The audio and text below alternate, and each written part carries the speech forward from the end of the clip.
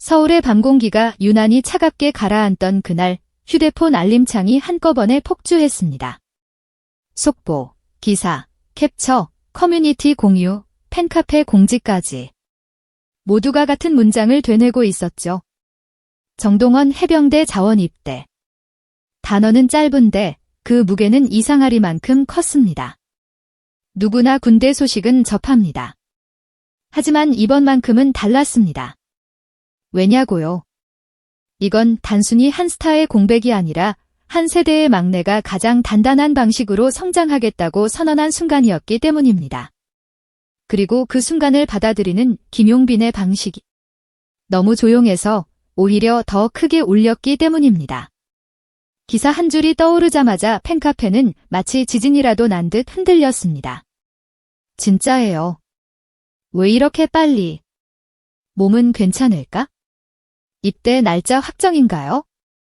같은 문장들이 물결처럼 번졌고 커뮤니티에는 기사 캡처가 눈 깜짝할 사이에 수십 장씩 올라왔습니다.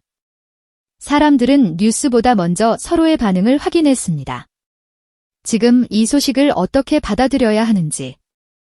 마음의 형태를 잡지 못한 채 떠다니는 감정들이 화면 위를 빙빙 돌았죠. 그런데 그때 사랑빈 운영진 방에 조용히 올라온 한 줄, 그 한 줄이 모든 혼란을 멈춰 세웠습니다. 우리 동생 멋있게 가네요. 발신자는 김용빈. 감탄도, 과장도, 긴 설명도 없이 딱 그 문장. 그런데 이상하게 그 한 줄을 읽는 순간 웃음이 먼저 튀어나왔습니다. 너무 담담해서요. 너무 김용빈답게 말해버려서요. 하지만 웃음은 오래가지 않았습니다. 누군가가 댓글에 이렇게 남겼죠. 왜 이렇게 짧은데 왜 이렇게 아프죠? 맞습니다. 김용빈의 문장은 늘 그렇습니다. 크게 떠들지 않고 크게 흔들지 않는데 듣는 사람 가슴 한가운데를 정확히 찌릅니다. 그래서 팬들은 웃다가 결국 울었습니다. 동생이라는 단어 하나에 지금까지 그들이 함께 쌓아온 시간과 장면이 한꺼번에 밀려왔기 때문입니다. 그날 촬영장 공기는 분명히 달랐습니다. 예능과 음악이 섞인 복합 프로그램, 리허설과 대본 수정이 숨가쁘게 오가는 현장. 평소라면 김용빈은 스태프들 표정부터 살피는 사람이었습니다. 밥은 드셨어요? 오늘도 대박 나야죠. 농담 하나로 경직된 공기를 부드럽게 풀어주고 긴장한 후배에게는 괜찮아, 너 잘하잖아 한마디로 심장을 붙잡아주는 사람. 그런데 그날은 한쪽 구석에 조용히 앉아 대본 대신 휴대폰 화면만 바라보고 있었습니다. 아무 말도 없이 오래. 숨이 깊어졌고 눈빛이 바뀌었죠. 마치 해야 할 말이 아니라 삼켜야 할 감정이 더 많은 사람처럼. 리허설이 끝나고 제작진이 오프닝 멘트를 맞춰보자고 했을 때 김용빈은 카메라 앞에 섰습니다. 늘 하던 대로 웃으려 했습니다. 그런데 그 웃음은 완벽하지 않았습니다. 눈가 어딘가에 남아있는 묵직한 흔들림. 그리고 결국 그가 입을 열었습니다.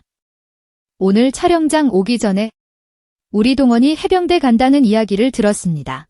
그 문장이 떨어지는 순간 주변이 멈췄습니다. 소리를 내지 않는 정지. 누군가는 숨을 삼켰고 누군가는 손에 쥔 장비를 잠깐 놓쳤습니다. 김용빈의 목소리는 크게 떨리지 않았습니다. 하지만 사람들은 알았습니다. 떨리는 건 목소리가 아니라 마음이라는 걸. 김용빈에게 정동원은 단순한 후배가 아니었습니다. 한 번 스쳐 지나간 동료 같은 관계로 설명할 수 없는 이상하게 가족 같은 결이었다는 걸 팬들은 오래전부터 알고 있었습니다.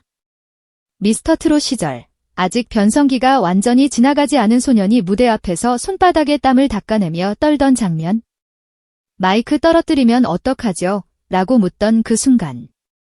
그때 김용빈이 건넨 건 거창한 조언이 아니었습니다. 떨어뜨리면 주워들면 되지? 너 노래 잘하잖아. 그냥 부르면 돼. 이 말은 누군가에게는 장난처럼 들릴 수도 있습니다. 하지만 떨리는 소년에게는 무대를 버티게 해주는 방패가 되었습니다. 그리고 시간이 흘러 그 소년이 해병대를 선택하는 앞에서 김용빈은 다시 형이 되어야 했습니다. 이번엔 마이크가 아니라 군복이라는 현실 앞에서 말이죠. 그날 김용빈은 카메라를 향해 말했습니다. 웃으면서 보냈는데 막상 소식 듣고 나니까 눈물이 자꾸 나네요. 그래도 우리 동원이 선택한 길이면 끝까지 응원해줘야죠. 단어는 차분했습니다. 그런데 그 차분함이 더 잔인했습니다. 사람들은 감정을 크게 터뜨리는 장면보다 감정을 꾹 눌러 담는 장면에서 더 크게 무너집니다. 댓글창은 금방 뜨거운 물이 끓듯 폭발했습니다. 웃다가 울었어요. 용빈 오빠 저런 표정 처음 봤어요. 진짜 형이 동생 보내는 느낌이라 심장이 아파요. 이상하게 모두 비슷한 말을 했습니다. 웃다가 울었다. 이보다 정확한 표현이 또 있을까요? 김용빈의 한 문장과 표정이 팬들의 감정을 딱 그 지점에 세워버린 겁니다. 웃음과 눈물 사이 가장 아린 지점. 방송 이후 더 놀라운 건 팬덤의 움직임이었습니다. 경쟁 구도로 엮이기 쉬운 오디션 출신 가수들. 팬덤끼리의 미묘한 신경전. 그런 익숙한 공식이 잠깐 멈췄습니다. 김용빈의 팬카페 사랑빈과 정동원의 팬카페 우주총동원이 거의 동시에 공지를 올렸고 그 메시지는 대립이 아니라 견대였습니다. 진심 어린 응원 형으로서의 마음 동원이의 선택 존중 같은 문장들이 오갔고 댓글에는 서로를 향한 감사가 줄을 이었습니다. 이 장면이 왜 중요하냐고요? 트로트파는 오랫동안 비교와 경쟁이라는 도구로 소비되어 왔기 때문입니다. 그런데 이번엔 달랐습니다. 누군가가 이겼냐가 아니라 누군가가 성장하러 떠나는 길을 모두가 함께 지켜보는 순간이었습니다. 그 중심에 김용빈의 한 줄이 있었습니다. 우리 동생 멋있게 가네요. 이 문장은 팬덤의 방향을 바꿔놓는 작은 핸들처럼 작동했습니다. 그리고 이야기는 여기서 끝나지 않습니다. 더 깊고 더 조용한 장면이 있었다고 전해집니다. 소속사 스케줄표에는 개인 일정이라고만 적혀 있었지만 김용빈이 향한 곳이 어딘지 팬들은 짐작했습니다. 정동원의 집. 기자들이 서성일 수 있는 정문이 아니라 골목길을 돌아 들어가는 뒷길로 조용히. 현관 옆에 놓인 낡은 여행 가방, 그리고 그 안에 들어있는 입수 안내문과 짧은 다짐들. 멋있게 다녀오겠습니다. 팬들 걱정 안 시키겠습니다. 돌아와서 더 크게 노래하겠습니다. 19살의 또박또박한 글씨가 그 어떤 기사보다 현실적이었을 겁니다. 그 글씨 앞에서 김용빈은 쉽게 말을 잇지 못했겠죠. 왜냐하면 그 글씨는 결심이었고 결심은 언제나 눈물의 모양을 하고 있으니까요. 정동원이 조용히 털어놓았다는 고백이 있습니다. 형 솔직히 무서울 것 같아요. 그 말은 약함이 아니라 진짜 용기의 시작입니다. 김용빈은 그걸 누구보다 잘 아는 사람이었을 겁니다. 무명 시절의 밤들, 아무도 불러주지 않던 날들, 버텨야만 했던 시간. 사람들은 강한 사람이면 안 무서울 거라 생각하지만 사실 강한 사람은 무섭다는 걸 인정하면서도 앞으로 가는 사람입니다. 김용빈은 그렇게 말해줬을 겁니다. 무섭다고 하면서 가는 거지? 용감한 사람은 안 무서운 사람이 아니라 무서운데도 가는 사람이래.